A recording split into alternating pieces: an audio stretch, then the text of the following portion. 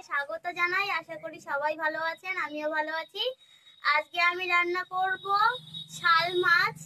দেখুন, একটা 2 কিলো ওজনের শাল মাছ নিয়েছি আমি, কেটে নেব এখন। ভিডিওটা শেষ পর্যন্ত থাকবেন আর রান্নাটা দেখবেন। কিন্তু হয়ে গেছে বন্ধুরা, মাছগুলো আমি কাটতে পারিনি, মা কেটে দিল। তো এখন আমি নুন হলুদ দিয়ে মেখে ভেজে নেব মাছটাকে। লবণ দেব,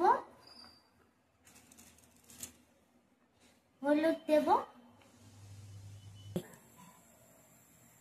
মাছগুলো মেখে নিয়েছি, এখন আমি তেলে ছাড়বো।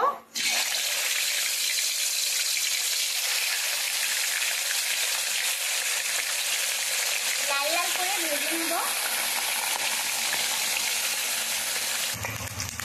মাছ ভাজা হয়ে গেছে, এখন আমি নামিয়ে নেব। লাল লাল হয়ে গেছে। বেশি কড়া করে ভাজবো না, কারণ এই মাছগুলো বেশি কড়া করে ভাজা যায় না। হয়ে গেছে, এখন আমি কষিয়ে নেব মশলাটাকে। খুবই কম উপকরণ দিয়ে আজকে আমি মাছটা রান্না করব। পেঁয়াজ বাটা, টমেটো বাটা, লঙ্কা বাটা,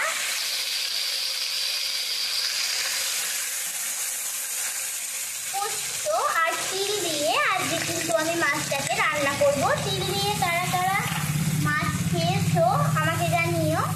তিল দিয়ে একবার হলেও বাড়িতে যারা খাওনি তারা করে খেও।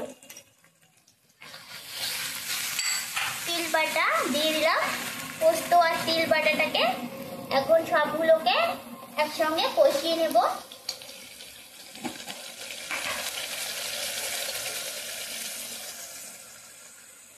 লবণ স্বাদ মতো দিয়ে দেব, হলুদ গুঁড়ো, জিরে গুঁড়ো, লঙ্কা গুঁড়ো। এখন ভালো করে কষিয়ে নিতে হবে মশলাটাকে। 3 কোয়া রসুন দিয়ে দেব, তাহলে গন্ধটা ভালো হবে। কষানো হয়ে গেছে, এখন একটু জল দিয়ে দেবো।